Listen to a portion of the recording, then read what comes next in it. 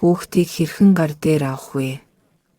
Хажуу талаас өргөх арга ингэснээр гэмтэх магадлал буурна. Хүүхдийг хажуугаар нь эргүүлж гараараа дэмжинэ.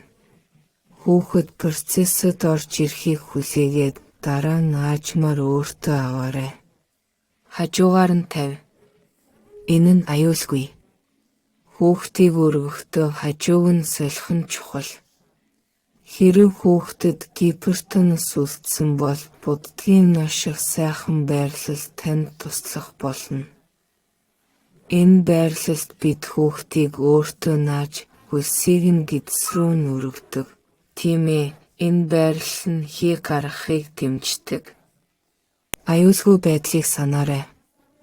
Хүүхдийг диван бэлэнкний ширээн дээр ганцаарнг нь орхихгүй байх хэрэгтэй.